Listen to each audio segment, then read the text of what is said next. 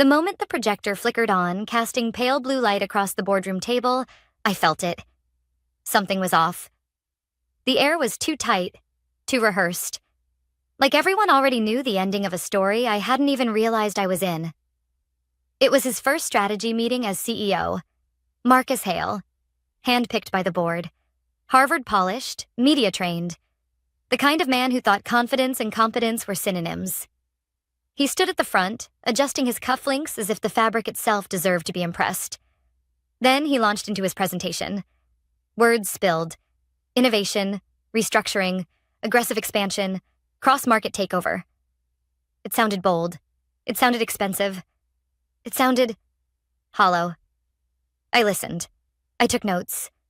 But the deeper he went, the more the numbers bent. Not in our favor, but against basic business logic. When he paused to take a sip of water, I raised my hand. Not aggressively, not defiantly. Calm. Controlled. Marcus, I said, keeping my voice steady. Can you walk us through the projected burn rate after Q2? The assumption doesn't match the supply chain model. He blinked. Just once. A clean silence cut through the room. I thought he was thinking. Processing. Instead, he glared. We'll address financial models later. He snapped, voice clipped. But I wasn't asking to embarrass him. I was asking because numbers don't bend for egos. So I tried again. With respect, we're signing expansion contracts before securing infrastructure. If acquisition falls through or delays even 6 months, the liquidity exposure could... He slammed his laptop shut. Hard. A few executives jumped in their chairs. The room froze. Even the projector dimmed into standby mode, as if refusing to witness the rest. His voice wasn't loud. It didn't have to be. Lisa, he said slowly, I will not tolerate questioning in my meetings. My heart thudded once, sharp, but I kept my face still. I wasn't questioning you, I replied quietly. I was asking for clarity. The risks need... That's enough. He didn't yell. Somehow that made it worse. The meeting ended early. No summary, no decisions. Just a slow exodus of uneasy glances and stiff, forced smiles. I stayed seated, gathering my notes, though my hands trembled. Not with fear, but with disbelief. On my way out, his assistant appeared beside me. He wants you in his office. Now. Her voice carried quiet apology. I knocked once before stepping in. He didn't look up. He just stood behind his desk, staring out at the skyline like he owned the entire view. Finally, he turned. Lisa, he said, your behavior today was insubordinate, unprofessional, and disruptive. I opened my mouth, but he raised a hand. No explanation, no excuses. Clear your desk. A slow beat. Effective immediately. Something inside me went still. A kind of quiet I only felt once before, years ago after my divorce, when I learned silence wasn't surrender, but the space where decisions formed. I nodded once. Understood. His jaw twitched. Maybe he expected begging, shock, tears, a sense of loss. But you can't fire someone who already knows her value. I walked out. I packed my things. I placed my badge on the reception desk like a closing note to a song I no longer wanted to hear. No dramatic exit. No slammed doors. Just calm. 3 days passed. 3 quiet days. 3 days where my phone buzzed. Not with former colleagues, but with something else. Unease, rumors, questions. On the morning of the 4th day at 9:12 a.m., a message appeared from a number I knew well. Elias Monroe, Global Operations Director, Zurich. It was short. Call me, now. Before I could dial, another message arrived. Another familiar name, another region. Then a third. Then 6 more. By noon, every one of our top strategic partners, the same clients we built our empire on, had gone silent toward the company. And loud toward me. Not angry. Not confused. Just ready. Ready because while Marcus built speeches, I built relationships. And relationships don't vanish because a title does. By sunset, the boardroom I once sat in was in chaos. 6 of our largest accounts, worth $2.3 billion in pipeline and renewals, had frozen communication. Not canceled, not renegotiated. Just paused, waiting. For me.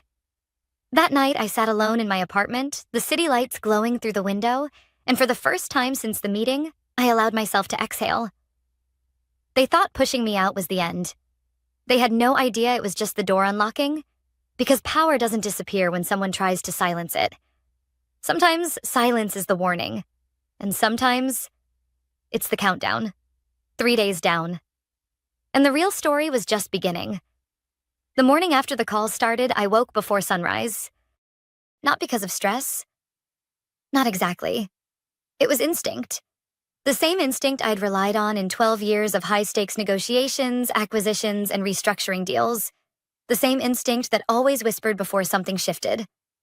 I made coffee, sat at my kitchen table, and opened my laptop. 6 unread messages. Not from recruiters, not from friends checking in. From CEOs, legal heads, finance directors. All of them variations of the same tone. We need to talk, but not through official channels. By 8:30 a.m., I had my first encrypted call scheduled. It was with Elias, the operations director from Zurich, the one who'd messaged first. I hadn't worked with him for months, but I knew his cadence before he spoke. He didn't start with small talk. Lisa, what happened? I was terminated, I said simply. Silence. Heavy. Incredulous. Terminated? For what? For questioning a strategy model during the CEO's first meeting. Elias exhaled sharply. Not shock, but irritation. Marcus is insecure, he muttered. Always has been. He thinks leadership means being the smartest man in the room, not the smartest person at the table. I didn't respond. I didn't need to. He continued. We're concerned. The expansion model he pitched is dangerous, reckless. And frankly, we only continued discussions because you were involved. My pulse thudded. Not pride, but confirmation of what I'd feared. He's already reached out to confirm timelines, Elias added. We haven't answered. Are you looking to withdraw? I asked. No, he said. We want to move forward, just not with Hale. Not under someone who can't defend his own strategy. I leaned back in my chair, gripping the mug between both hands. So what exactly are you asking? Elias didn't hesitate. Would you be willing to consult independently? The question hung there, impossible and expected all at once. Before I could answer, he added, Not permanently. Not yet. Just until we know whether your company still deserves our business. Your company. Funny how fast language changed. I need time to think, I said. Not long, he replied. We'll need an answer this week. When the call ended, I didn't move for nearly a minute. Then another notification flashed. Luis Mata, Sao Paulo. Video request. Luis was direct. Always had been. Lisa, he greeted, eyes sharp on the screen. Tell me the termination wasn't because of the alignment questions you raised. That was part of it. Luis swore under his breath. We reviewed the numbers after your comment. You were right. My breath caught. Not because I doubted myself, but because confirmation made everything real. He tried pushing us to sign the new framework yesterday. Luis continued. We refused. Did he give a revised financial outline? Luis laughed, not with humor. He gave confidence. Confidence isn't a spreadsheet. I couldn't help a faint smile. No, I said quietly. It isn't. Then his tone changed. Lower, more deliberate. If we step back from the deal now, it will trigger investor panic. Your board will blame you, not him. I knew he was right. They already are. Luis nodded like he expected that answer. So tell me, he said, leaning forward into the screen. What are you going to do now? The question wasn't pressure. It was permission. A different part of me woke up then. The part that used to negotiate at midnight across 3 languages and 4 time zones. The part that never accepted ceilings someone else built. I didn't have my answer yet. But I would. Before noon, 4 more calls came. A theme formed. Not spoken, but clear. The clients didn't trust Marcus. They trusted me. But trust wasn't business. Business needed structure. By evening, I was sitting at my dining table, surrounded by printed contracts, non-disclosures, and strategic models I'd developed over 5 years. My notes, my timelines, my projections. The foundation of the exact expansion Marcus was now using. And buried under one folder was something else. A draft I wrote months earlier. Not a resignation. A contingency. A simple document titled, Independent Advisory Framework. Confidential. I remembered the night I created it. Late, exhausted, still hopeful the promotion I'd earned would come. It never did. But the instinct had been there. Future-proof yourself. Plan quietly. Build before they block you. My phone buzzed again. A message, short, almost clinical, from Marcus.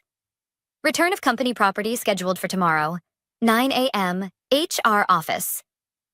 No greeting, no courtesy, just a reminder of the ending he believed was final. I stared at the message. Then, slowly, I typed back, I'll return what belongs to the company. Nothing more. No emotion, no fuel, because he'd made one critical mistake. He thought firing me removed my influence. He forgot influence wasn't listed on payroll. It lived in people. And people were already moving. Not loudly, not publicly, quietly, deliberately, exactly the way power shifts before anyone realizes it has already moved. Tomorrow, I would walk back into the building, but not as someone discarded, as someone whose value had just been proven. And Marcus? He had no idea the countdown he triggered. The next move would not be his. I arrived at headquarters the next morning at exactly 8:57 a.m. Not early enough to appear eager, not late enough to appear emotional. Just controlled. The lobby looked the same. Polished marble floors, steel accents, a wall of awards the company hadn't truly earned in years. But something felt different. Or maybe it was me. Daniel, the security guard, noticed me before I reached the turnstile. His expression tightened. "Morning, Lisa," he said softly. "I didn't know you were coming in today." "Just returning company property," I said, lifting the laptop in my bag slightly. He nodded, almost relieved. Then he hesitated. "For what it's worth," he murmured, "you didn't deserve what happened." His voice held something rare in corporate spaces. Honesty. "Thank you," I replied. My badge no longer worked, so Daniel manually opened the gate for me. Symbolic in a way. The company shutting doors, someone else opening them. As I walked toward the elevators, 2 analysts passed me. They lowered their voices, whispering words I couldn't fully hear, but their eyes said enough. Rumor travels fast. Truth travels faster. On the elevator ride up, I replayed every conversation from the last 3 days. Every offer. Every hint. Every possibility. When the doors opened on my old floor, silence greeted me. A manufactured kind. The type found in places where everyone is trying not to be seen reacting. I walked past the glass conference room. Through the frosted glass, I saw Marcus, standing at the head of the table, gesturing sharply while the leadership team sat stiff and uneasy. He'd already lost control. He just didn't know it yet. HR's office door was cracked open. Inside, Karen, the director of human resources, who always smiled with her mouth but never her eyes, motioned me inside. Cold, efficient, scripted.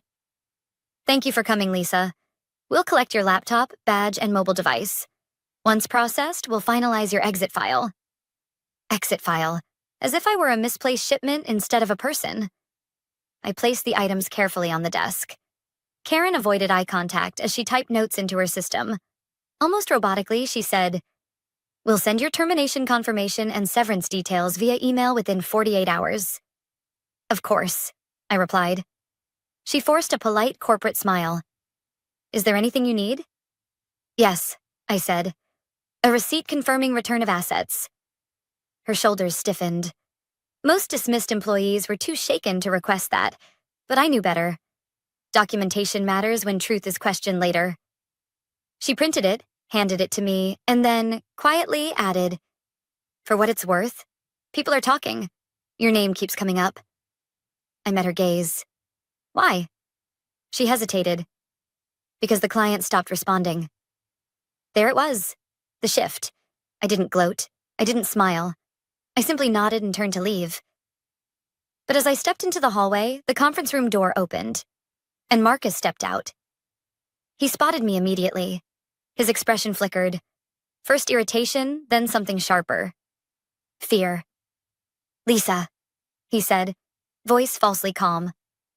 "I didn't expect to see you here." I held up the receipt. "Returning company property, as requested." His jaw tightened. "You should have left it with reception. You didn't need to come to this floor." I shrugged lightly. "You didn't specify." His nostrils flared. Too subtle for most to notice, but I'd spent years reading high-level negotiation body language. He was unraveling. "Before you go," he said, lowering his voice, "I need to ask something directly." I waited. "Are you contacting our clients?" "No." His eyes narrowed. "Then why aren't they speaking to us?" I didn't blink. "Maybe you should ask yourself why they don't feel safe answering." For a second, the hallway became vacuum still. No noise, no movement. Just truth. His facade cracked. Not dramatically, not loudly, but like glass under pressure. "You think you can undermine me?" He hissed softly.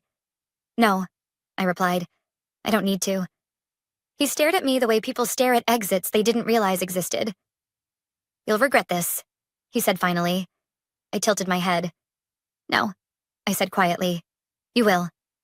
Then I walked away. Not rushed, not triumphant. Just steady. Because revenge doesn't always start with a plan. Sometimes it starts with someone underestimating you. At the elevator, my phone buzzed. A message from Elias. "Update. Zurich board has voted. We will not proceed under Marcus. Ready when you are."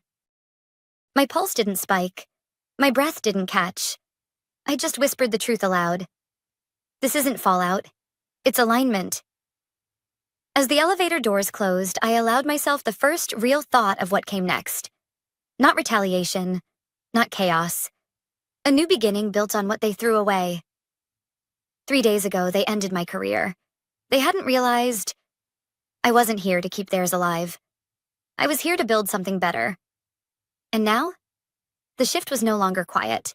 It was inevitable. That afternoon, I didn't go home. I needed space. Mental space, strategic space. Space without the weight of a building that no longer held my name or my reason. So I walked. Through the city, past familiar streets and coffee shops where I'd taken late-night calls with international clients. Past the hotel where we'd signed the first major partnership deal. Past places tied to a version of me that belonged to the company. Eventually, I stopped at a quiet cafe overlooking the river. I ordered tea, not coffee. Coffee fueled urgency. Tea allowed clarity. As I waited, I pulled out my laptop. 6 new messages, all from separate clients. All variations of, "We need your terms." Not, "Can we talk?" Not, "Are you open?" But, "We already know what we want. We are waiting for you to lead." Before responding, I opened the contingency draft, my independent advisory framework. The file stared back at me like a challenge. For years, I had built systems, structures, and relationships, always under someone else's banner, always in someone else's shadow, always trusting that merit would eventually matter. But merit doesn't intimidate insecure leaders. It threatens them. My tea arrived. The steam curled upward, slow, unhurried. I watched it and reminded myself, slow is not weak. Quiet is not passive. Prepared is not accidental. I updated the document. Scope, pricing tiers, compliance clauses, risk-sharing models. Nothing aggressive, just fair, transparent, professional. The opposite of how I had been treated. Before sending anything, I made one more call. Not to a client. To Noah Chen, former CFO of an Asian telecom partner who had retired early. Too early, many believed, after corporate politics turned toxic. Noah had always seen things clearly. He didn't waste words. He didn't sugarcoat reality. He answered on the second ring. "Lisa." No greeting, just recognition. "I need your perspective," I said. "On?" "The difference between leaving a company and replacing it." A soft exhale. Almost a laugh, but not quite. "You've already replaced it," he said. You're just deciding whether to acknowledge it. I closed my eyes for a moment. Noah, 6 clients are waiting for my structure. If I move forward, there's no way back. There was no way back the moment they tried to silence you. He paused. And Lisa, you're not stealing anything. You're continuing what you built, just without the people who tried to take credit for it. That sentence settled somewhere deep, not as validation, but as truth. Because he was right. The deals weren't Marcus's, they weren't the board's. They existed because I negotiated them, protected them, nurtured them when they could have collapsed. Ownership wasn't declared. It was earned. When the call ended, I sent one email to all 6 clients at once. Simple, clear, professional, subject. Updated advisory structure attached are the engagement terms. If aligned, I will schedule individual transition briefings and implementation mapping. No promises, no theatrics, just direction. Then I closed the laptop and exhaled. For the first time in years, I wasn't waiting on approval. I wasn't hoping someone would recognize my contribution. I wasn't climbing. I was claiming. 27 minutes later, my laptop pinged. 1 signed contract, then another, then 4 more. 6 signatures, 6 confirmations, 6 clients choosing me. Not because I demanded loyalty, but because I proved competence. The shift wasn't hypothetical anymore. It was real. My consultancy existed. Not in theory, not in draft form, but documented, funded, and operational. And just as the 6th confirmation came through, another message arrived, this time from an unexpected name. Evelyn Hart, board chair. Her email was short. Too short. We need to speak immediately. Call me. I stared at the screen. Not surprised. Just aware. This was the moment power recognized it had lost control. I didn't call. Not out of spite, but strategy. Instead, I replied, send your availability. I'll confirm if it fits my schedule. Seconds later, 3 dots appeared, then vanished. The silence that followed wasn't uncomfortable. It was earned. As I packed my things and stepped outside, the sky had shifted. Clouds rolling in, wind picking up, the quiet before a storm. But for once, I wasn't bracing for impact. I was preparing to lead. They fired me thinking I would fall apart. Instead, they pushed me into alignment, with myself, with the work, with the people who valued impact over hierarchy. The board wanted answers. Marcus wanted control. But the clients? They had already chosen. Not a company, not a logo, a leader. And now the only thing left was to face the very people who once assumed my silence meant weakness, and show them what silence really meant. Preparation, and the beginning of consequences. Tomorrow, the conversation wouldn't be about my exit. It would be about theirs. 2 days later, I walked into the building again. But this time, not because I was summoned. This time, I had a scheduled meeting with the board. My calendar invite wasn't sent by HR or Marcus. It was sent by Evelyn Hart herself. As I stepped out of the elevator onto the executive floor, the energy felt different. Not hostile. Alert. Like everyone sensed something shifting but couldn't yet name it. The boardroom door was already open. Voices carried out. Tense. Clipped. Marcus was speaking. No, we are not losing control. This is a temporary reaction. Clients behave emotionally when there's sudden change. A man responded, annoyed. Clients aren't emotional, Marcus. They're gone. I stepped into the doorway. Evelyn saw me first. Her posture straightened, not with authority, but relief. Lisa, she said, standing. Thank you for coming. Every head turned, some surprised, some cautious, one furious. Marcus's jaw tightened so hard the muscle twitched. You shouldn't be here, he hissed. I took the empty seat directly across from him. I was invited. Evelyn cleared her throat. We'll begin. The board members, 11 in total, sat in a semicircle. Laptops open, financial reports pulled. But no one spoke. Then Evelyn tapped her screen. The wall display lit up. It showed a simple graph.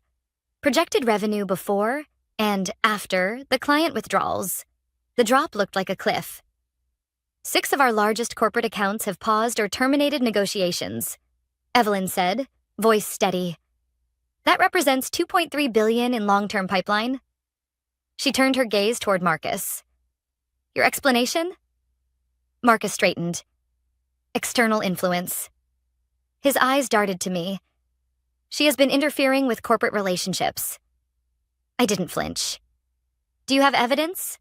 Evelyn asked. He opened his mouth, closed it, then forced confidence back into his tone. The timing is not coincidence. A board member leaned forward. Marcus, we contacted the clients directly.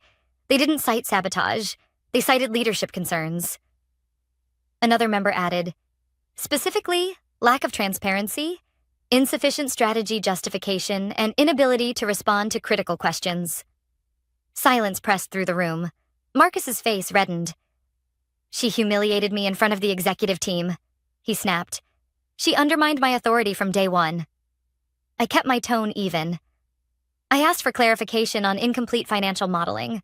That's not humiliation. That's governance. A few board members nodded subtly. Marcus slammed his hand on the table. This is absurd. She's manipulating all of you. Evelyn sighed, not angry, but tired. Marcus, this isn't about feelings, it's about competence. She turned to me. Lisa, the client sent something, privately. Would you like to see it? I nodded. She tapped again. A document appeared on the screen. Signed statements from all 6 clients. Each contained a similar line. We will resume business only under leadership aligned with Lisa Carter's strategic direction. The room absorbed the weight of that. Finally, Evelyn spoke. Marcus Hale, effective immediately, the board is removing you from the position of CEO. His face drained. You can't. It's unanimous, she interrupted. Security will escort you after this meeting. He stared at me, not just angry, destroyed. You think you won, he whispered. No, I said quietly. I think the company finally stopped losing. Security approached. Marcus stood slowly, eyes never leaving mine. You'll regret this. I didn't respond. Some statements don't deserve oxygen. When the doors closed behind him, Evelyn folded her hands. Lisa, she said, we're at a crossroads. The clients trust you. The team respects you. But we know you've already formed an independent advisory firm. I waited. We're prepared to formalize a new structure, a hybrid leadership model.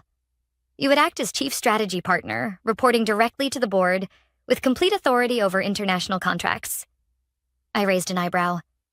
That's not a title, I said. That's accountability with freedom. Yes, she replied. Exactly. I took a slow breath. Only under 3 conditions. The board leaned in. 1, full transparency in financial modeling. No guessing. Agreed, Evelyn said. 2, no retaliation toward employees who supported or questioned the transition. A few board members exchanged uneasy glances, but Evelyn nodded. Done. And 3, I said, locking eyes with each of them. I choose my team. A beat of silence. Then Evelyn stood and extended her hand. Welcome back, Lisa. Not as someone beneath us, but beside us. I shook her hand. Not because I needed validation, but because choosing differently takes strength. When I left the building, the city felt the same, but I didn't. Power hadn't come from revenge. Power came from refusing to shrink, even when someone tried to erase me. That night, as I looked over updated contracts and onboarding plans, one truth settled into my bones. You don't always need to fight to win. Sometimes you just need to stop waiting for permission to lead. And when you finally do, the world rearranges around the space you step into. Not because you demanded it, but because you earned it.